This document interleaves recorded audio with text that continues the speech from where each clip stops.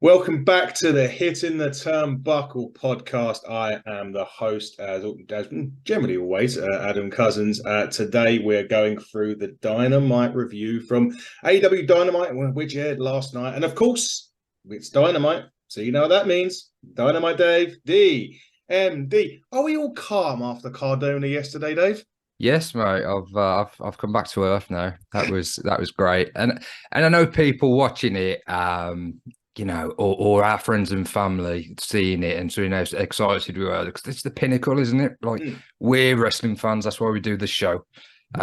We we're different to some pods and stuff. We're not dishing dirt. We're not trying. We just want positive conversation with wrestlers and people that we've watched for years and people that are up and coming. So. Mate, last night was something special for all of us, and I hope the viewers enjoyed it too. Yeah, me too. It was a great laugh. It was a good crack with Cardona. Hopefully, we'll look to get him on. Hopefully, again in the future. But obviously, next week we've got his cohort Steph Delander on, so that'll be fun too. As always, before we get into Dynamite, there's always news that goes around. Today, there's only one really bit because we'll get into some more that happened in the show later. But the one bit of news that come out of the Double or Nothing scrum, and no, nothing happened. There was no fights. There was no massive promos. But there was a question asked to Tony Khan by one of the reporters. Forgive me, I can't remember who it was. And he asked Tony Khan if he had any conversations with Bill Goldberg. To which Tony Khan replied, yes, pretty much left it, but then carried on saying that Bill and his wife done some charity work in Jacksonville. I think it was in a hospital or something like that. But he's had numerous conversations with Goldberg, and he wouldn't basically go into the detail or the dialogue of those conversations. This is leading to a lot of speculation now that Goldberg's been saying, I want a retirement run. I'm owed one. And there's talks about him doing it in Israel. I think there was a couple of weeks ago. Are we likely now, Dave, to see Goldberg in AEW? If we do, is it something that you want to see? So I see the benefits of it for the company. He is a draw, even at the age he's at in the stage of his career, which is obviously nearing the end. He is a massive draw, but he's not a very AEW style wrestler in my view. But they have bought a lot of, over the years, it's changed a bit, and it's come away from, for better or for worse, it's come away from what it started off at. So I'm not clamoring for it. I'm not like, I'd love that. That would be great, a Goldberg match. I wouldn't want to deny him one last match. And if they did something like that with an AEW star and even put over an AEW star, such as a Wardlow, then I think that could be beneficial to the company as well as Goldberg getting his chance to say goodbye properly. I don't really want a Goldberg run. I think we've had enough of that over the years. In terms of being owed anything, that's a difficult one as well because he's had a lot from wrestling. Wrestling's given him a lot. Yeah. So earning a lot of money. Yeah. So I'm not sure my thoughts on that. But would it be such a bad thing to have a one-off? No, that'd be fine. Do you think that potentially, and we talk about this all the time, we're moving ever closer to All In? Is it something that Tony would do as an attraction match for All In? I don't think it needs it. No. Not in the UK. I mean, yeah, Goldberg has always been a big name in wrestling, and he was probably as over in the UK as he was in America, and he's probably got a good following over here. But I mean, it's sold over 65,000 tickets with nobody being booked on the show. Yeah. So, would Goldberg force like a last minute rush for the tickets and sell it completely out? I'm not so sure. I think that probably when the matches start getting announced, that'll happen anyway. To be honest, we're going to get big matches at All In. We're going to get big matches at Forbidden Door. So yeah, I'm a bit 50-50. I certainly wouldn't want them to for it to cause any issues with the current locker room in terms of pay and in terms of spotlight or taking somebody else's spot on the card. If it can be incorporated into the program and it works for everyone, then I don't see why not, I suppose.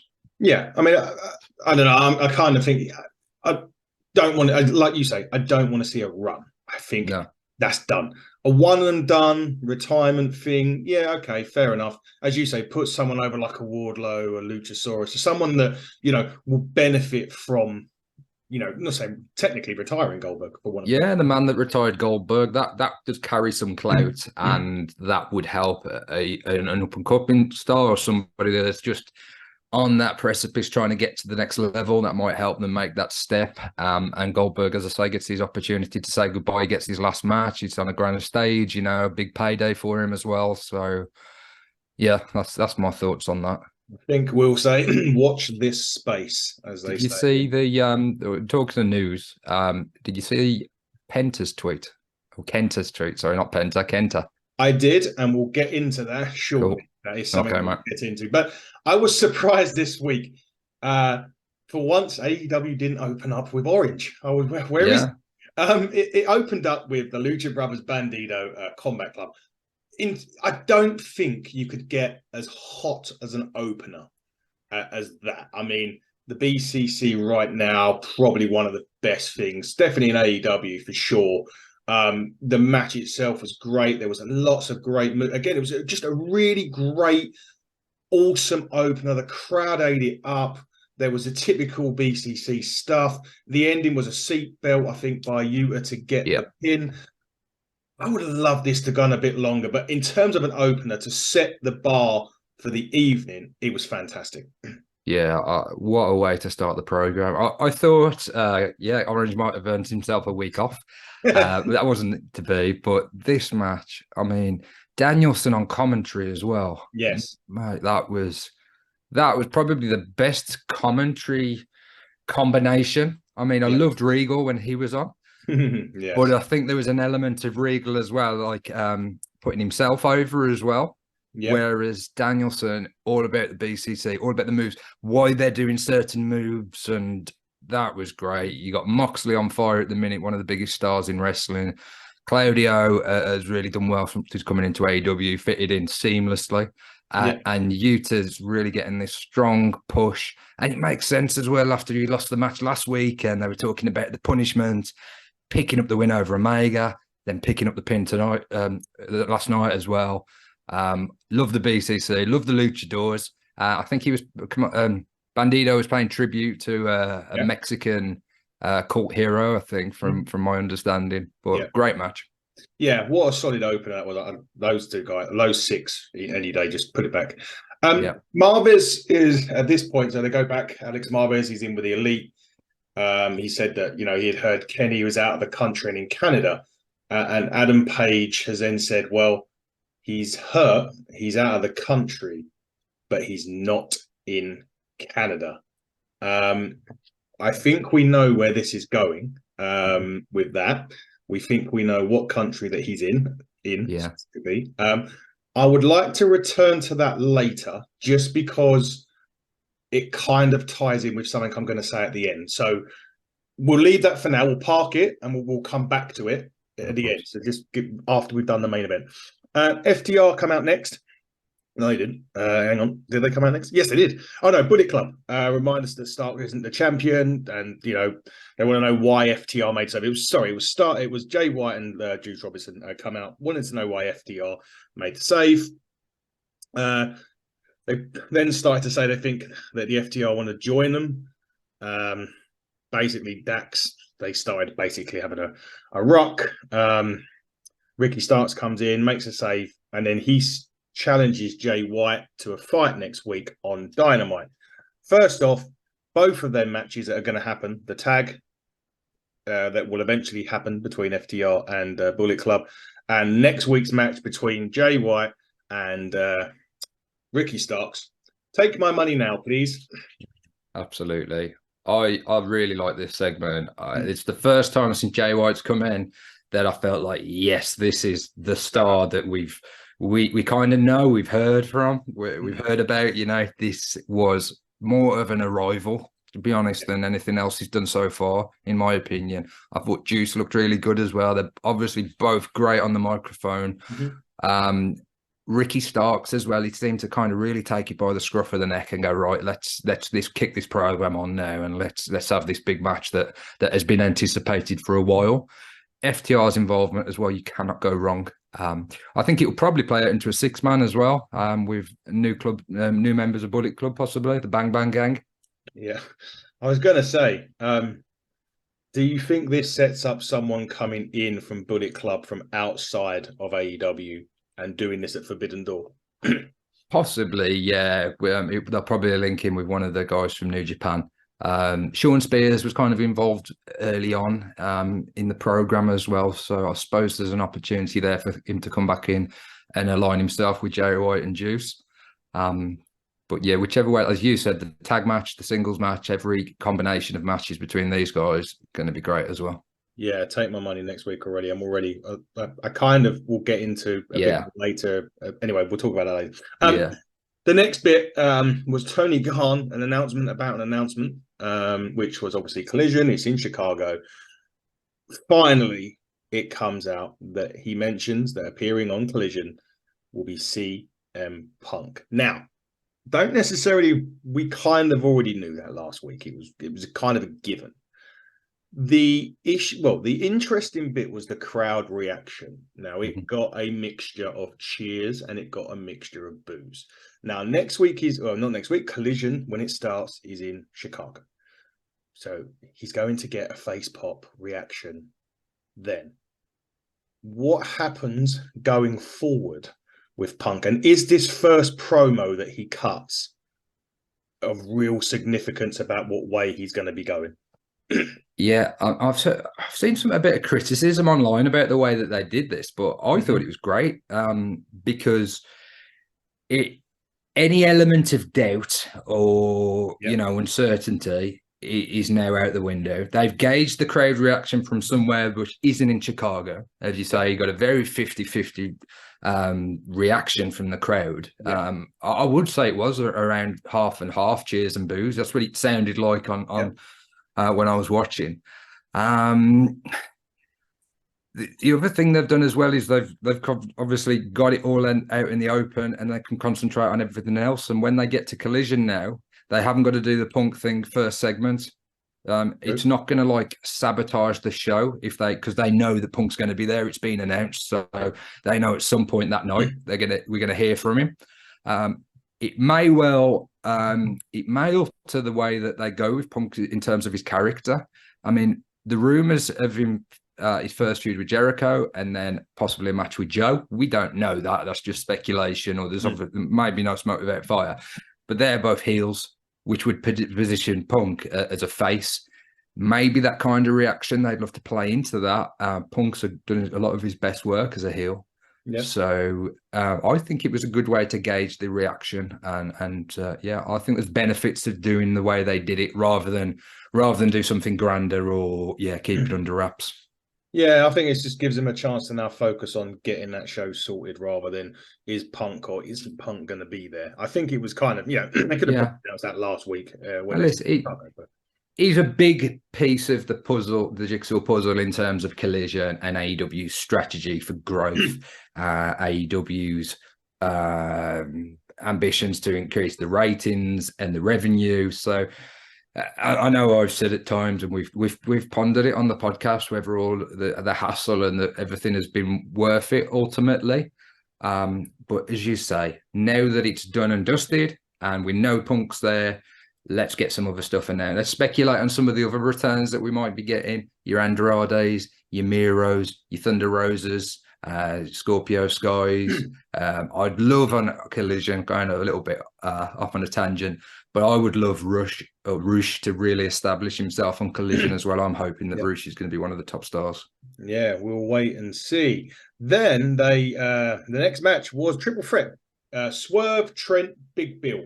I thought it was a really fun match, actually. Kind of actually made sense as well in a way. Sometimes triple threats just get thrown together. This one just felt right for whatever reason. I will say this, and I've always liked Big Bill when he was Big Cass in WWE, but his ring work has got so much better over these last few weeks and months, kind of since he's been on AEW. So I do want to see what they do with him, and I do want to see him a lot more, regardless of the show that he's on. Swerve off the win it. Sorry, he hit got a cradle on Trent for the win. But yeah, I enjoyed this. I thought it was really fun. And again, it was nice that a triple threat kind of made sense. Yeah, I thought it was a great match, exactly the same as you. It was a match that when it came, I don't know if it was announced prior, but when it popped up saying, what a match, I thought. Trent, I suspected, was in there to take the pin. Yeah. Which I'm glad, because it keeps Big Bill, pushing forward. They're positioning him, as you say, to really become a big star in AEW, and he's had that potential for so long. I know WWE had a run of trying to push him onto the next level, but he had, there's stuff going on away from wrestling. He seems in a really good place now. Yep. He's ripped. He's obviously done a lot of work in the gym as well, and he looks a lot healthier than he has, certainly on his previous run in the WWE. And in terms of Strickland, I say it every week, I think he's a megastar. I think he's destined for real great things. I'm in top of the company, face of the promotion, potential world champion down the line. So I was really happy with the match, really happy with the way it went, and I'm really happy with the result. Yeah, exactly that. And so obviously Swerve picks up the win, and we'll talk a bit more about Swerve later on because he's involved next week in another match, which is taking my money. But we'll get into that shortly. There's a little video package of Statlander. We'll cover off this little bit really quickly. Renee Young welcomes the Acclaim. The Daddy Arse blamed himself for the losing, and he said it's people's choice. They're undefeated until a loss. They were screwed out of the gold, and that Daddy Arse deserves to hold the gold one more time. And that was finished. Then Schiavone welcomed to the ring Don Callis and who, Dave? Takeshita. Thank you. To the ring. I mean, I'm never going to say that name again. The heat these guys. I mean, we've seen Dominic Mysterio and WWE get this. With Vicky Guerrero used to get this. Don Callis and him. We've got some amazing heat, and he basically, I mean, they started a promo in Japanese, didn't they? At this point, and then he cut the promo in Japanese later, saying, and Don Callis basically saying that they're going to be the new family, and they will cut out the elite. Now, new family kind of indicates there's going to be more of them added to the equation. So are we looking, we were thinking sort of blood and guts between BCC and the elite, but are we now moving towards Forbidden Door with a possible 8 to 10 man tag between these guys? Yeah, this is so intriguing to me, like which way they're going to go, who's going to be involved with it. And I think did some good work. Perhaps a little bit more into we don't know any matches for Forbidden Door yet, do we? No, nothing's been announced. So I was expecting maybe at least one match, but they've planted some seeds. Yeah. Long term, I'd love to see Aussie Open and Will Ospreay aligned with Callis and Takeshita. I think that would be absolutely solid, and it would make a lot of sense given the history as well. Yeah. This was nuclear in terms of the reaction. Yeah, it really was. And a word on the San Diego crowd, man. In general, through the whole show, they were great. I know we criticise. It's been a bit of a theme or a feature of the show, but it's a big thing. It's a big talking point in wrestling because some of the crowd reactions in 2023 have been incredible. So if there's a location that isn't, it's noticeable. But I thought San Diego did a great job. No, to be fair, San Diego did do a good job. I am just admitting Andy into the chat. So we're halfway through the podcast. And as we get halfway through the podcast, Andy is going to be scheduled to join us right now. So he's just coming in. But to quote what you were saying, it was nice to see the crowd hot for the whole thing. It was nice that there wasn't any crowd noise piped in as well. We've been saying that recently, so the crowd was actually really good. Now, Andy, welcome obviously to the show. Our illustrious leader has joined us. We're about halfway through Dynamite at the minute, Andy, but before we get on to the next match, what are your thoughts on the reaction that the name CM Punk, when it was announced on Dynamite, was given?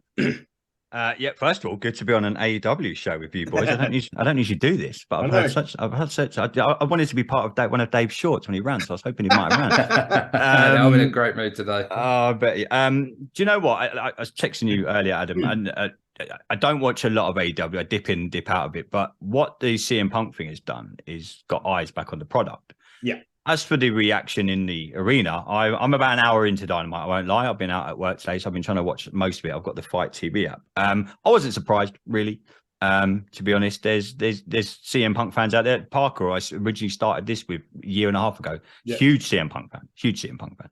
I'm a CM Punk fan.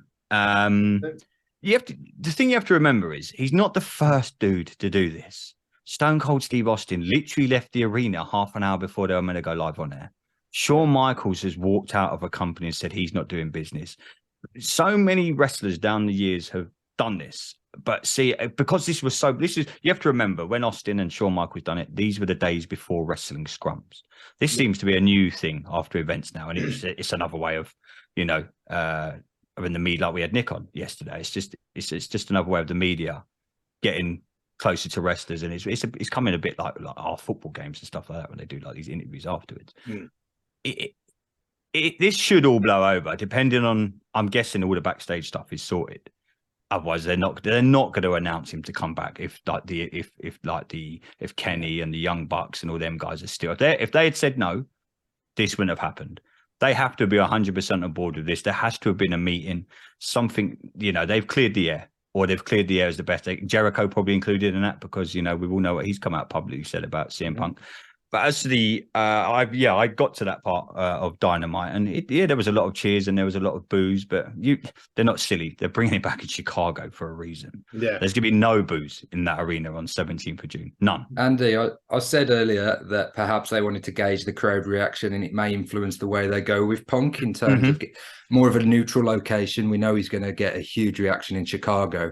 Do you think it could play into it, whether they give him a heel run or a face run or dictate? Oh, if they've got any sense, turn him heel straight away. Yeah. Do you know what I'd do? I'd partner him up with MJF. I'd put him in some tag matches. I would maybe where they're leaning. I think they want him eventually in the ring. I think at Wembley they're either going to want him in the ring with MJF if they haven't turned him heel, or they're going to want him with Kenny Omega somehow. Obviously Kenny's been, he's not in the country or is in the country. I got up to that part of Dynamite, but it's the right time to bring it back because like Adam and Dave, I'm in our WhatsApp group quite a lot. We talk about wrestling all day long. It's not very apart from the pay-per-view last weekend. It hasn't been overly popular like it was AEW. Tony, he's very sensible now. This gets A, you've got a new television program debuting, and B, eyes on the product. Yep. CM Punk. As soon as they announce that, the ratings are going to go through the roof. Obviously, I don't know the schedule of the NBA playoff finals out in the States. I don't think it's going to clash with that. So AEW they're very clever in what they've done. They've done it now, and they've had a little bit of a lull. From what I'm about an hour and 25 minutes into this week's Dynamite. It's a good show, so it seems to be okay. Obviously, I know, Adam, you texted me earlier about the main event, which I'm sure you guys are going to get to. Yeah. But I think AEW played a good move here. I think they need eyes back on their product. They've got this done. I think it was always planned for Collision. How long has these rumors been flying around? As soon as they told us it was in Chicago, we're like, I think they confirmed Chicago last week, and there was because they had that issue, didn't they, the week before, when about Ace Steel coming in or not coming in, or being remote or not being remote, kind of, and then. Well, there was even talk initially that they were doing Collision just for Punk. It was going to be Punk's show. That was the first rumours that started, weren't they, a couple of months ago now? Yeah, I just hope they don't rush him back into the title picture because his run wasn't great. And MJF's doing a cracking job from what I've seen. You know what I mean? He's kind of that Roman Reigns. He's an attraction when he wrestles. He doesn't have to wrestle every week. He's kind of that attraction at the minute. So, yeah, as long as AEW is sensible with this, again, how long will Punk last before he kicks off again and says these medias? Maybe keep him out of a media scrum for a while. Don't let him in front of. I think they just concentrate on one match at a time. Yeah, one match, 1 week at a time. Don't overwork him. You don't need to see him on Dynamite and Collision and Rampage. You don't need us to maybe make him like a kind of a Roman and an MJF. We know he's there, but he's not going to be advertised every single week. And again, it depends what they do with him. Does he come back and say, look, I want my title rematch. I want to go straight for MJF. Do they play on it and use it as a storyline, Adam? Like you said yesterday, it's been done before. Matt Hardy, Edge. Do they put him in a feud with the Young Bucks and Kenny Omega? Yeah. Do they play? If they do, that's printing money. That Wembley Stadium, you could, if you've got any, probably won't maybe do it at Wembley. MJF and Punk versus the Young Bucks. Yeah. I'd watch that. Wow. Yeah. So, somehow Kenny Omega's in there, or I don't know how you do it, a 3-on-3 or something like that. Punk they've got, FTR. Yeah, FTR, yeah. Punk and FTR, and versus the Young Bucks and Kenny. Yeah. So many things they've got to capitalize on this. They're going to have eyes back on their product for at least 2 to 3 weeks, because I'm guessing he's going to be on Collision. He may even be on Dynamite on the Wednesday after. So what you don't want to do as a wrestling company is get all eyes on your product and then completely fuck it up, because people just be like, oh, that was. And like Dave said, they're not going to be in Chicago every week, so maybe they were gauging the crowd reaction, because you think after Chicago, I don't know where they go, so they went to Canada, Canada.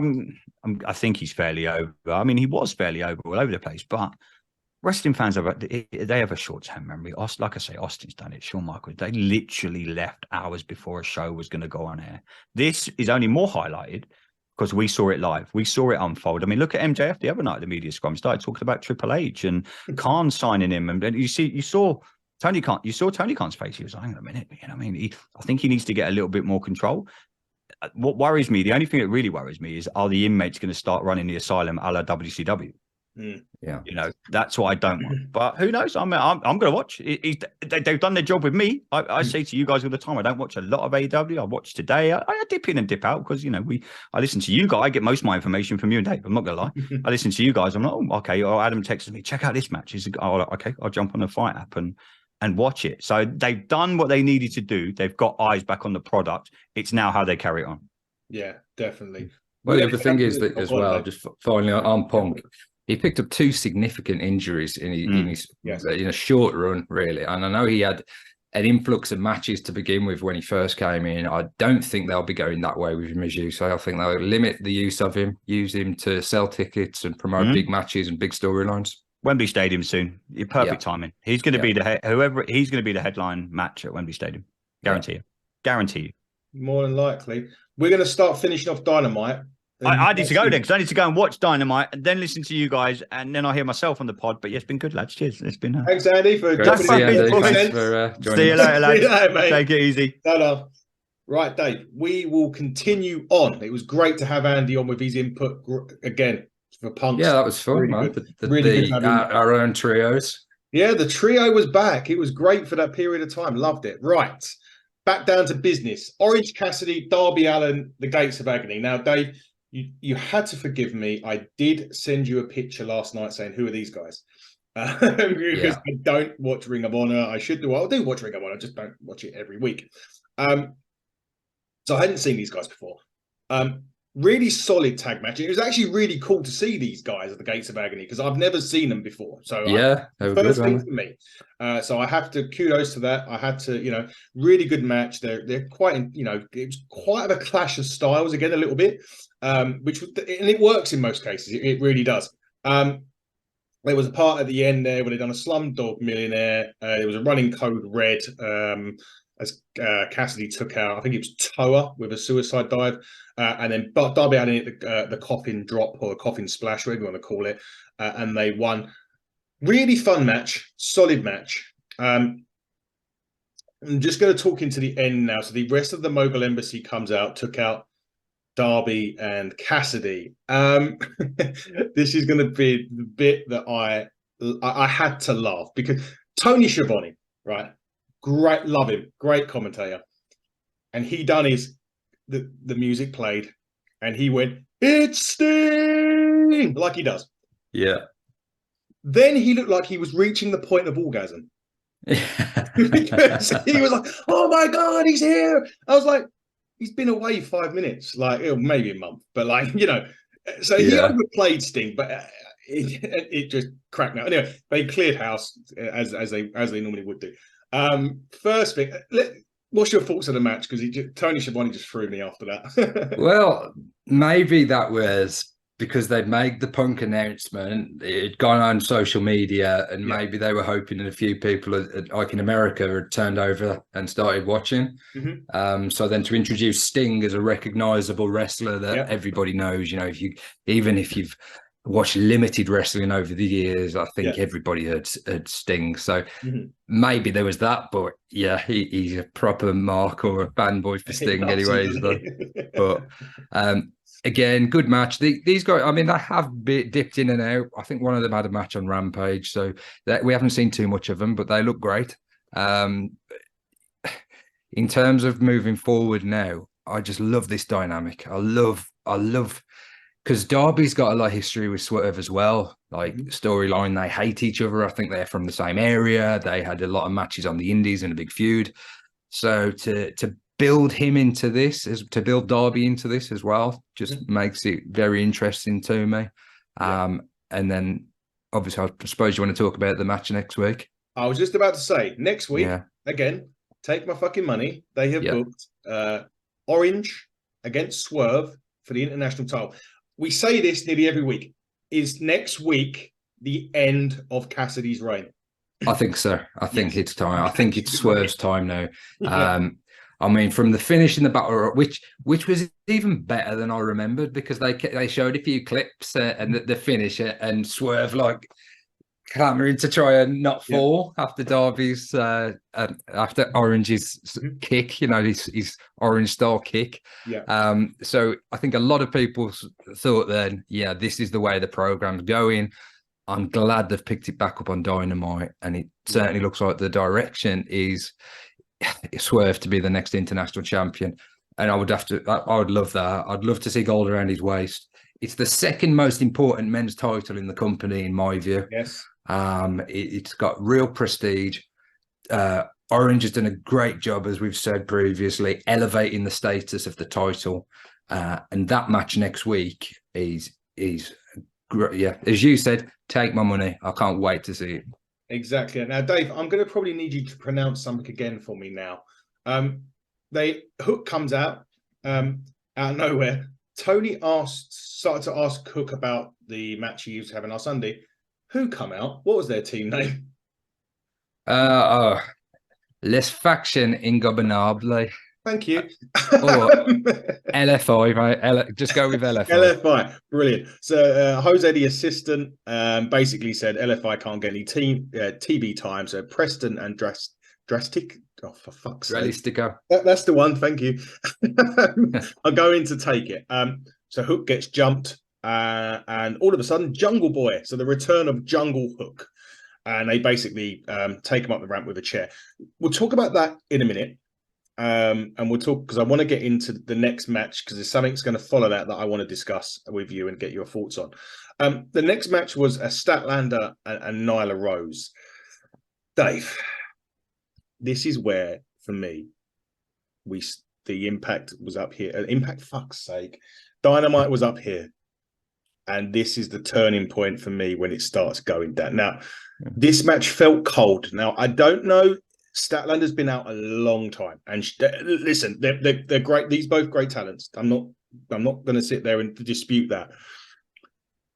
It felt, again, we've talked about Adam Cole and being safe, and it with Adam Cole, and this match with Statlander and Rose, it was quick, which probably was good in the long run. I think it was a 450 from Statlander to win. This just didn't do it for me. I don't know. Maybe I'm wrong. Talk about that first, please, and then we'll get on to the bit I want to talk about after. Yeah, so 450, although it's a short match, that's too long for this. It should have been a squash match with a local talent and Statlander, quick couple of clothesline finisher, assert a dominance, and maybe even speak on the microphone after. I think that would have been more effective, because she hasn't been on Dynamite for so long. Like last January 22 was the last match. Yeah. So there's going to be new fans, and I don't even know who she is, really. To put her in a match with Nyla Rose, it didn't do anything for Nyla Rose. It came from nowhere. And there's going to be matches on every wrestling show you watch that's just a match because it's a wrestling show. Exactly. But it was a strange one. The one thing I think he did do is, and interestingly, when we talk about what you want to talk about in the previous match, a similar theme, Taya Valkyrie looking like she's going to get a heel turn and she's going to go the other way. And that is a good thing that's kind of come out of the pay-per-view, because there was thoughts, and my reaction was that they've not done Taya any favors here. The fact that, you know, she was cast aside, then Statlander just won the belt.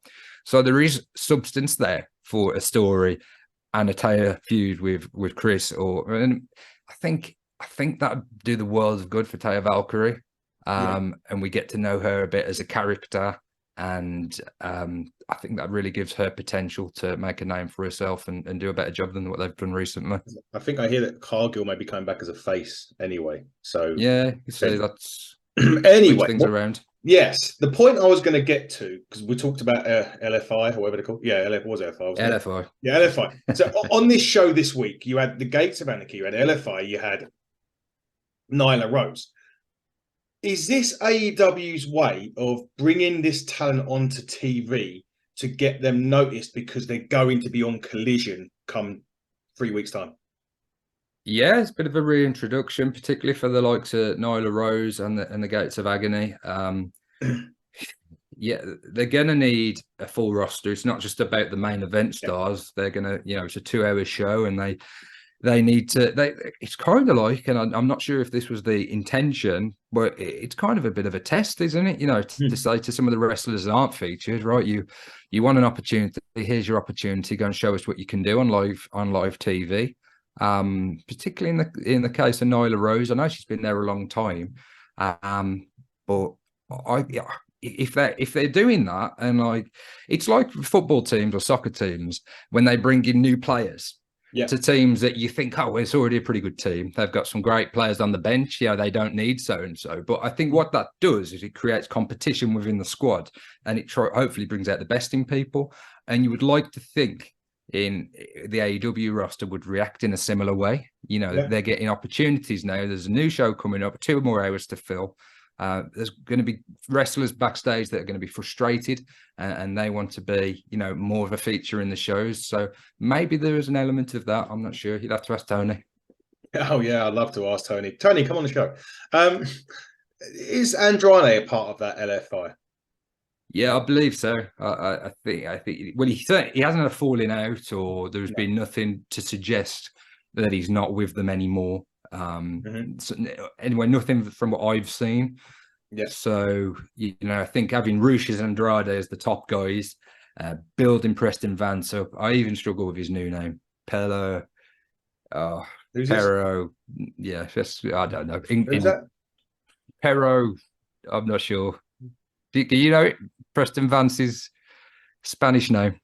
Oh, fuck, I can't even pronounce fucking Crasticlo, mate. I'm not going to do that other one. No, that's one I'm going to have to pass on. But Dralistico as well. So you got 4 guys there with Jose, the assistant.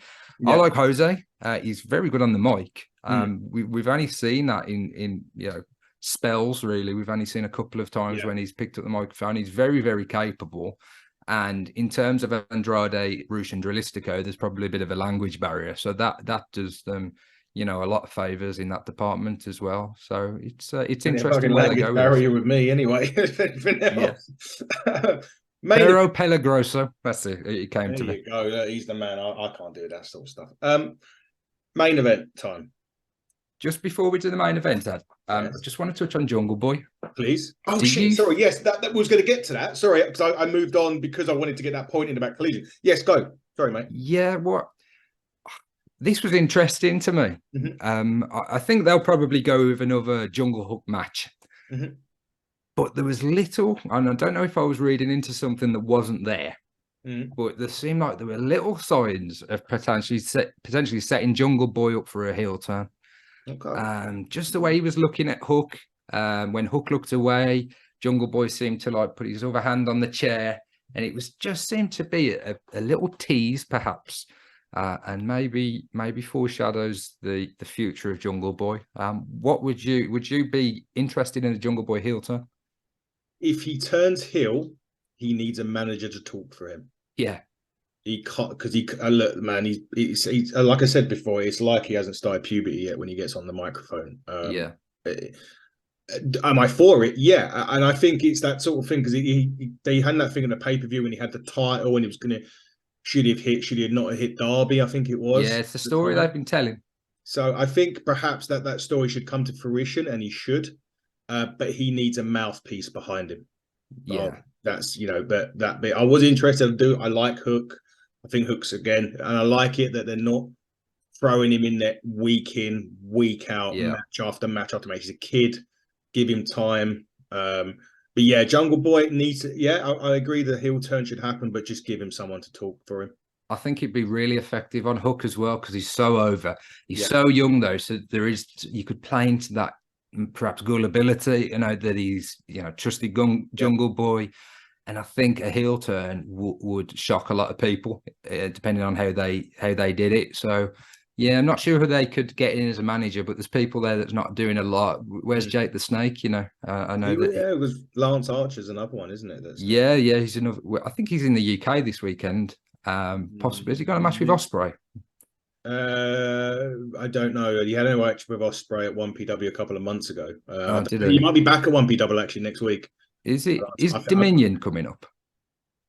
I might have read an old bit of news, but another guy, Lance Archer. Where's he? Let's get him back involved.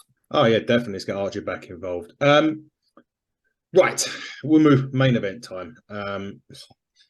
Okay. Adam Cole, Britt Baker, Saraya, Jericho. I thought it was better than the unsanctioned match. I am really hoping this feud is over. The simple reason is, for me, and as great as Adam Cole and as great as Chris Jericho is, and there's no doubt in the talent, they just don't work. I thought it may have been with Adam Cole's, you think they were maybe playing it too safe. For me, it just seems like two generational talents, but when you put them in that ring, the magic doesn't happen. For me, anyway. Yeah. It was a passable main event. There should have been a DQ in there somewhere, I'm sure. Yeah. Adam Cole, Britt Baker get the win. Let's just go and move on to something else now. Yeah, I didn't like it. I didn't like the match. I'm glad it's over. I'm glad Cole got a decisive victory. He lowered the boom and got the 3. I would have much preferred seeing Britt and Saraya one-on-one. I'd have preferred that. I don't really want to see any more of this. No. Cole and Jericho. I take it you're the same. Yeah, I agree with that. I mean, as I said, generational talents, they're great, but they just don't work. They just there's no magic there with them two. Like I said, there's no denying their talents. What I'm going to say though is, David, we're going to wrap it up now. But I want to ask another question, because obviously with a wrestling show, the point of it is when you get to the end, you want to be watching it next week. I'm going to play fantasy booker here as such, or a little bit, right? We love it. I love it's my thing. I love it. I loved it. I was literally going for a walk today, and I was like, and after I'd watched Dynamite, and I do work obviously, but when I was out on my lunch break, I go for a walk, and I was thinking about Dynamite, and I thought, would the ending not have been better if they'd had that match finished? Callis comes out with Guessed up. Thank you. They do that promo, but then they cut to the back. And the bit with Kenny, what they said at the start, near the start, wouldn't it have been better if at the end, when they've come out about that, they had Hangman Page and he went, he may have started a little promo with them, but then he would say something like, yeah, Kenny is, because maybe they could have played onto it. Maybe Callis and that could have said, yeah, Kenny's in Canada, he's injured, he doesn't want any of this. And Hangman Page could have come on the Tron and just said, Kenny's injured, but he's not in Canada, and ended it. Because even you don't have to be that smart of a wrestling fan, but to say that, you're then thinking he's in Japan. Yeah. The Golden Lovers, Ibushi. Would that not have been a better way to have ended it in the face of wanting to see next? Kenny might not even be on next week. They may just add a little bit more to it next week. But compared to having that sort of lackluster main event bit at the end, would it not have been better to move those segments around and create a bit more of a, not say cliffhanger ending, but an ending which makes you say, I need to see this next week. The matches that have been announced are great, don't get me wrong, but there is still the end part of the show for me that I want to sit there at the end and go, I need to see this next week. It sounds like you're frustrated because of the wasted potential, and I totally agree. They had an opportunity to set something up, and that's what you want to do with weekly television. You want people coming back, even people that watch it every week. They want people to watch it live in America. I know viewership now, it's calculated a number of ways. Yeah. Because the UK following for AEW is massive, but there's not going to be many people that watch it live, even on the Fight TV app. The majority of people are going to be watching it the next day. But you want people coming back week in, week out and thinking, well, how they left the show, how's that going to... I mean, even with Rampage, which has been booked... quite missed. Even me as a super fan, I'm quite looking forward to this week. There's some good matches been announced for Rampage next week. Oh yeah, sorry, this week. Yeah. Yes, but it does. Yeah, it doesn't play into anything that's happened at the end of Dynamite. No. So I think they could have left like a bit of a hook there, not actual hook, but that would have been fine as well. But yeah, that's a pretty good idea, because the message that when they did it backstage and said that Kenny wasn't there but he wasn't in Canada, it was subtle, but we all knew what they were alluding to. So, yeah, maybe that would have been a better way to do it and close the show. It just would have made it, I think, for me, because I said, because the main event was, it was lackluster. It just didn't work for me. Obviously, you're a bigger fan than AEW. It didn't work for you either. So no. I kind of get that vibe, and perhaps I'm right, I may be wrong. But that for me would have, as you say, the hook into next week. The matches that were announced were great, and I'm looking forward to them. But there is still that, even if nothing happens next week, Kenny's still doing his injuries. He's still in Japan or not in Canada or whatever, But just to have that hook into, and then having you think, Jesus, next week, are we going to see Ibushi? Is Kenny going to come back? Are we going to see a new member of the Callis's group? Maybe they're going to do that. Maybe they're going to do a bit where Callis and he'll get another member next week, and then maybe the week after, until they outnumber the Bucks and the Elite, maybe by 2 or 3, or 2, and then Kenny comes back and brings his golden lover with him, perhaps. But again, I just would have preferred a little hook into next week a bit more than. And I think it's possibly a byproduct, and I don't want to think about it too much, because you guys will clip it up and put it on TikTok. In terms of the match at the pay-per-view with Cole and Jericho. Yep. When you're coming out of a pay-per-view, yes, sometimes there's matches, they continue a story, but there's other times when a pay-per-view finishes a rivalry and they move on to bigger and better things. So because of the horrible job they did with the match at Double or Nothing, there wasn't I wouldn't imagine too many people were interested in this main event. I think that had an effect. I think that unfortunately, because I'd messaged you 40 minutes into watching Dynamite, and as you say, for the first hour and a half, I thought this is a possibility for one of the best shows of the year. It was really strong, some really good stuff coming out of it, some good stuff to look forward to moving forward. So the only thing I can take from the main event is it's over, and let's move Jericho on with something else. The Outcasts have already involved with a feud with Britt Baker, so I'm willing. I'd like to see more of that. There's still potential there. I think Shida looked great again this week, coming out with a kendo stick. So there's and Adam Cole. Now, what we're going to do with Adam Cole? Move him into something, a featured story, where he can show off his skills both on the microphone and in the ring.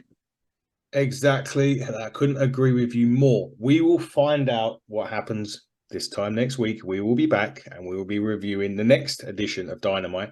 Will we have news? Will we not have news? Will Punk throw his toys out the pram again and we're sitting there wondering if he's going to be on Collision? Will there be any more tweets from Kenta?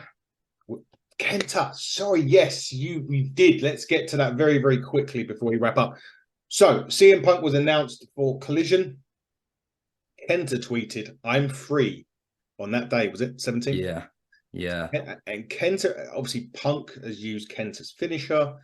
Stole his finisher. So stole his finisher. Big words there. Stole his finisher. Okay. Are we reading too much into this? Or was it one of those pitch out tweets from Kenta that could spike the interest of Tony Khan, which could spike a match between him and Punk at Forbidden Door or All In. That spikes the interest of me, mate. That's the way. That's the way you kind of hook people and get them wanting more. Little teases like that, like you say, it could have been left as more of a tease with Don Callis and the Elite at the end of the show. There's a lot of history there. It's a dream match that people have talked about for years. I think Kent has come out and said the most miserable time in his wrestling career is when he couldn't use the GTS. So was he not allowed to use it at all when he was in NXT? Was it kind of... He did use it once or twice because he got... Yeah, there must have been a period when he wasn't allowed to use it, perhaps when Punk was on the roster or something. But yeah, that's a match that I would love to see. So yeah, interesting tweet, I thought. Interesting timing anyway. Yeah. Maybe we'll see more next week, but this wraps up this particular show. Myself, Dave, and I think Andy will be back later on with Yeston Reese, who's just become the inaugural Forever Rivals Wrestling Champion. You're good at that pronunciation because I've struggled. I don't even know if that's right. Yeston, okay. But we'll be back a bit later with Yeston and co.